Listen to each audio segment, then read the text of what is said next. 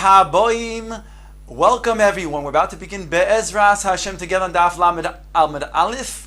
Starting with Achov Tes Amud Beis, 2 lines from the bottom. Our Mishnah stated a klal in general, not only in Yom Kippurim, that even after one enters the Azara has already made Tevilah, he was Taiva in the mikvah beforehand. If he has to then go ahead and make a bowel movement, he must go ahead and be toivel once again before entering and doing the avodah. Similarly, if he was mashtin, if he made ketanim, he urinated, he would have to mekadesh yodayim v'raglayim. The Gemara asked the following: Bishlama raglayim mishim nitzoitzis. I understand why he has to wash his feet because of nitzoitzis. Nitzoitzis literally means the sparks, those drops that come from the urine might have fallen on his feet, and therefore he has to wash his feet. That's understood. Ela yadayim my taima. What's the reason why he has to wash his hands? Says the Gemara, Amar Rabbi Abba Zois Aimeres Tav Lamed Amud Aleph Mitzvah l'shav sheif. It's a mitzvah for one to take his hand and rub out any of those drops of urine that might have been on his feet. Misaya le Rabbi Ami, and this comes to support what Rabbi Ami said. Dom Rabbi Ami also la'odom sheyatza b'nitzoytzoy she'al gabe raglav. It's prohibited for a person to go out after he has gone to the bathroom with nitzoytzoys on his feet. Mibnei shenira kikroi shofcha umoitzi lazal bonov shehein mamzerim, because it would appear that he might be a kroi shofcha. A kroi shofcha is somebody whose aver has been severed. That person, he cannot have children, and therefore there'll be motzi laz. They'll say that his children are mamzerim. So therefore it's a mitzvah dirabanan l'shaf sheif, to rub out any of those drops that might be on the feet. Because again, since only a person who has normal urination does it arch out, whereas if a person does not have that situation, then it might have then drops on his feet. And therefore, since it goes down on his feet, one will think, will be choished, that he's a krov shavcha. So therefore, there's a mitzvah to the shav sheif. The Gemara says, Soya b'mekoyma, after the Gemara now that the Gemara had stated that when one enters the Azara, so one reason why he has to then go ahead and be toivel once again after making a bowel movement is because if any leftover excrement might be in that area in the piato bas, it will then get washed away. Papa says Papa says that it would be prohibited to say Kriya Shema and Huad in any other divrei kedusha, Torah, brachos, when one has any tsoya on that hole of the piata bas. Heichi dami, ask the Gemara, what's the case that we're talking about? That there's a tsoya b'mekoyma.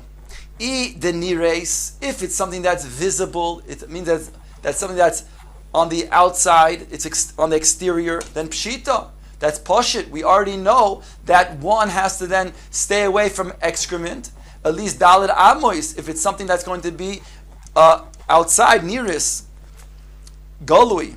Idoloi niris, if it's not galui, then lo nitna tar lamalachei hashores. That means if it's in the inside area of the piata bas, therefore, how can we expect that a person to be completely clean over there?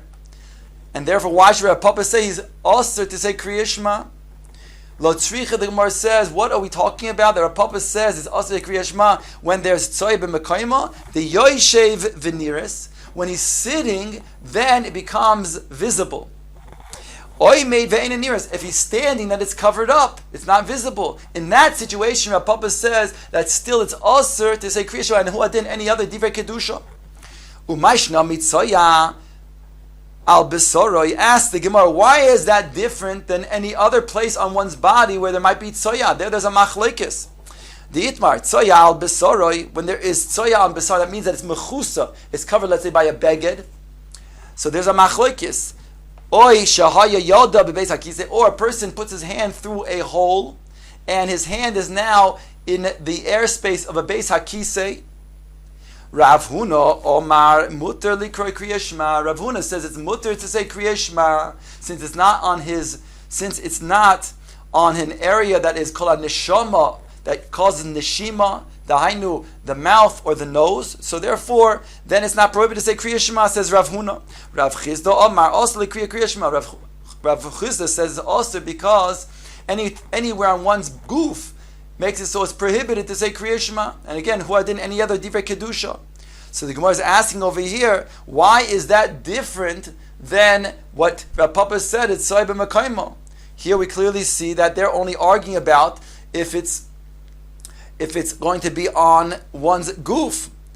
But everybody would agree that if it's b'mekaymo, so then we don't find that there's a prohibition. According to Rav Huna, the first opinion, who says mutar Kriya Shema, certainly there's no problem. And even according to Rav Chizda, here he's talking about when it's on the goof itself, but if it's going to be covered up when he is standing. So we don't see that Rav Chizda in a natural place like that would say it's prohibited. Answers the Gemara, it's different when it's in the when it's on the neck of the piyat habas, because b'mekayma nafish zuhama, since that's the source, therefore it's considered to be a greater zuhama. Therefore, it's also to say any divrei kedusha, including Kriya Shema. Shelo b'mekayma lo nafish zuhama. Whereas other places, and then there's a machlekes. So again, according to everybody, not only Rav Papa, but everybody, including Rav Huna and Rav Chizda, would agree that if it's a tzoya on the nekev, the piyat habas, that's going to be aser to say Kriya Shema. If it's going to be another place of the body, then it's going to be machlekes. Unless it's going to be on either the mouth or the nose, a makom of the neshima, where everybody, including Rav Huna, would say that is prohibited. The Gemara brings a brisa now. Once we've talked about the when a person had made a bowel movement, now we're talking about when one urinated. The Mishnah had stated that he has mekadesh yadayim v'raglayim before he goes to the Beis Hamikdash. Now the Gemara brings a brisa in regards to Hilchas Suda. Halacha b'suuda adam yoytze lahashtin mayim. If a person goes out in order to urinate, noitil yadoy achas v'nichnas. He shall wash his hand that he used for being meshafshef, that those drops of urine that might have been on his foot, and then he should go into the suuda again. Diber im chaveiro v'hifli. If he spoke to his friend for a period of time, which would cause him to have hesach hadas, that hesach hadas would be considered a hefsek, and therefore noitel shtei yada v'nichnas. He has to wash both of his hands and then enter, because he's eating a bread meal. Ukshehu noitel. When he does wash his hands, lo yitel bi bachutz, he should not do so outside of the area where he's making the suuda.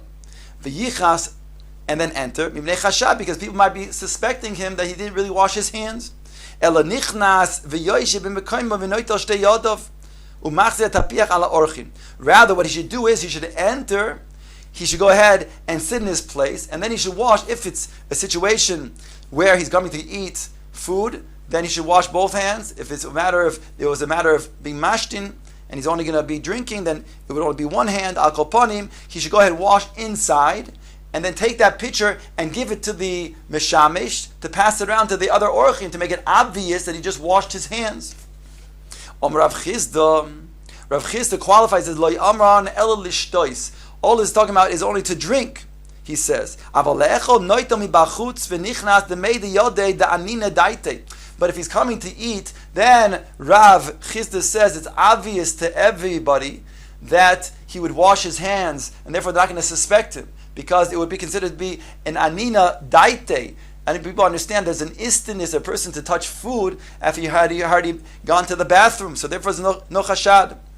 Rav Nachman bar Yitzchak va'ano, he's talking about himself, and I, afilu lishto is nami, even when I'm coming back just to drink, mi de yode de anini daitoi. Right? It's known also that I'm an istinus, and therefore they won't suspect me either. I can also wash outside. The next Mishnah goes as follows: Ein adam nichnas la'azara la'avoida afilu Torah ad sheyitbo. Here it's talking about again in general throughout the entire year, lav dafka Yom Kippurim. One cannot enter the azara, for instance, as is Yisrael, to do the avoidas lav dafka, to do the avoida. He cannot enter the azara. Afilu tohor means even if he's tohor legamre, until he is toivel. And therefore, including in that certainly would be somebody who was even already toivel, but he's tvul yoim, or even if he was toivel and he's tvul yoim, but he's bechusar kippurim, he still has to bring a carbon. That also would be included in somebody who cannot enter the azara until he is toivel.